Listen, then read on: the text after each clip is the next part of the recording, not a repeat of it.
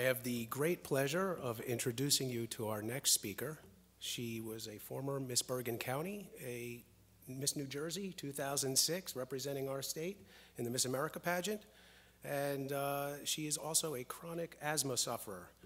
Georgie, as we affectionately call her, because she happens to be my sister, has functioned in the capacity as a spokesperson for the American Lung Association, and she's been an outspoken advocate in asthma awareness for many years. She has testified in front of the United States Congress several times, and she is our newest board member of NORML, New Jersey. Please, everyone, help me welcome Georgine DiMaria, Miss New Jersey 2006.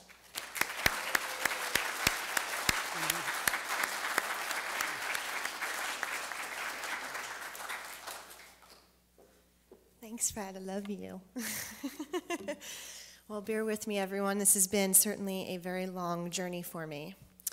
I remember it quite vividly. I was 5 years old in my pediatrician's office, having great difficulty breathing, feeling as though someone had placed a 500-pound weight on my chest.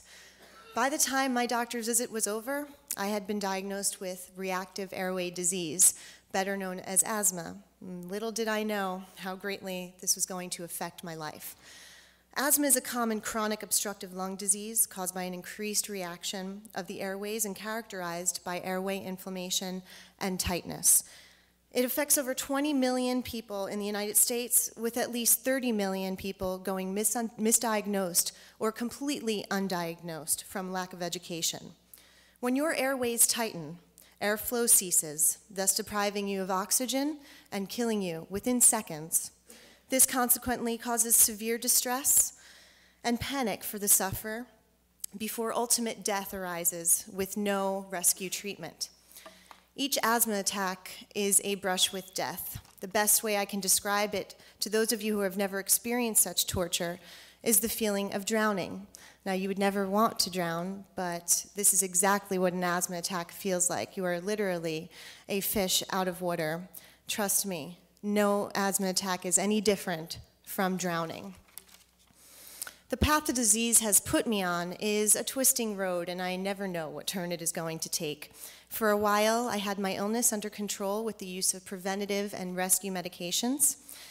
Unfortunately, however, upon the age of 13, I developed side effects to those medications, not only no longer rendering them useful, but they gave me severe chest pain, causing me to believe I was having a heart attack at the age of 13.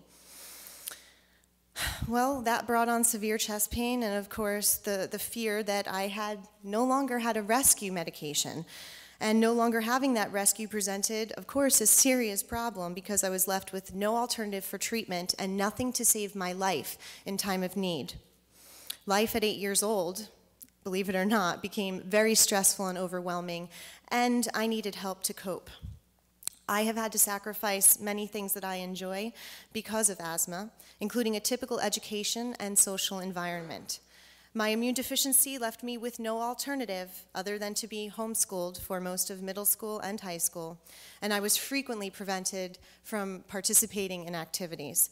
Unfortunately, asthma is quixotic, and treatments are not always effective due to a poor understanding of asthma and its unpredictable nature. Not everyone is supportive, and doctors aren't always able to help you.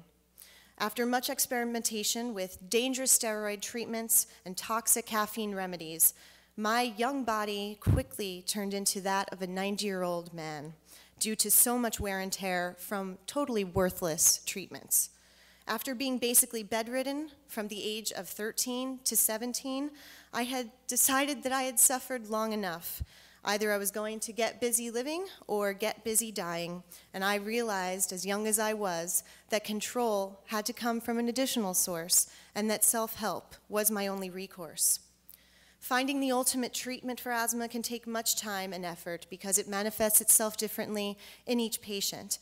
It is consequently necessary to have as a primary goal the seeking of a proper management plan, as well as a supportive management team to address each sufferer's particular maladies, while all along training oneself to cope with the debilitating effects, unbearable and frightening aspects of asthma. I'm a person, obviously, who accepts challenges, So I did accept this challenge and turned what would have normally been a negative force in my life into a positive one. My situation compelled me into deep self-introspection, the result of which has been extremely maturing and educational. I informed myself about every aspect of the disease and have been on a very long journey to finding the best possible treatment and management plan for my condition with limited use of medications. I also made it a mission to educate my family, friends, and those in my daily life as to the severity of asthma and the grave importance of their understanding and support. After all, everyone needs an advocate by their side. My life has certainly been far from normal due to my poor health. I was determined, however, not to let my health impair my freedom. I needed to take control of my life. As a result of my outlook, I have accomplished countless tasks. Through breathing techniques and meditative concentration, I have somehow managed to overcome much of the debilitating effects of asthma to pursue my goals. At the age of 17, after I learned to basically live with all those terrible symptoms of asthma, I felt it was imperative for all other asthmatics to know that they are not alone and that this struggle can be overcome.